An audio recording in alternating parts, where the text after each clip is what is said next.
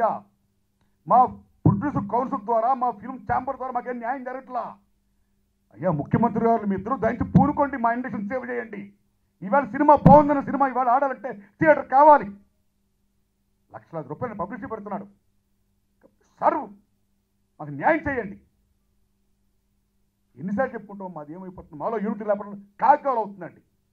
కాబట్టి ఒకటే విజ్ఞప్తి చేస్తున్నా, ఒకటే, ఏ మనిషి ఉసురు ఎవరికి తగలకూడదు. ఎవరైతే బాధితులు ఉన్నారో ధర్మంగా వాళ్ళకి రావాల్సిన ఆ సంపద కానీ ఓటా కానీ ఆ ప్రతిఫలం కానీ అనిపిస్తున్నాడు, వారు ఏడుస్తారు. ఆ ఏడ్చే పరిస్థితులు మేము ఉన్నాం.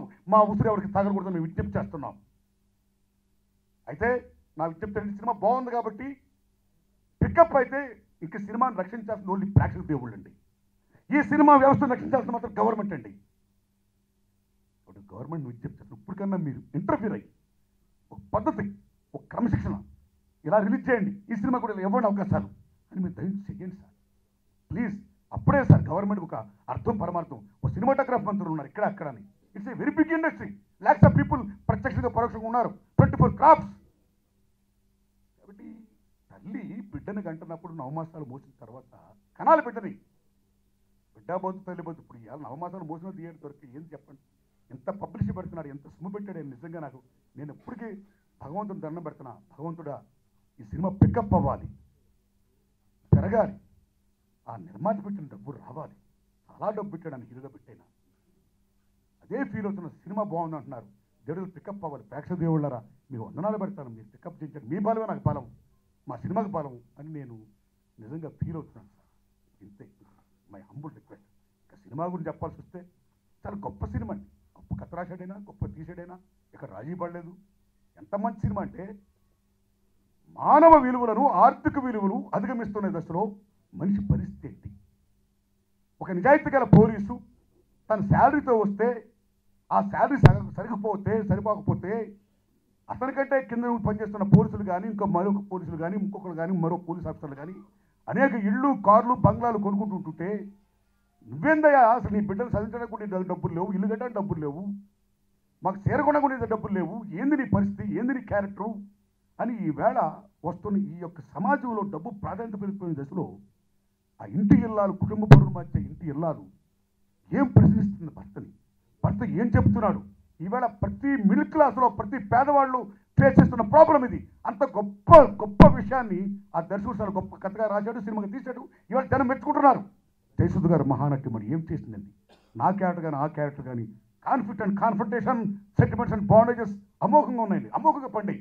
పాఠశాల బాగున్నాయి, అన్నీ బాగున్నాయి. అలాగే చలపతిరావు వేషం కానీ, జయప్రకాష్ రెడ్డి గారి వేషం కానీ, వెన్నెల కిషోర్ గారి వేషం కానీ, వీళ్ళని సురేష్ శర్మ గారి వేషం కానీ, నా క్యారెక్టర్ కూతురు కొడుకు వేసిన వాళ్ళ వేషాలు కానీ, వైవిద్య గారి వేషం కానీ ఎంత బాగా చేశారండి.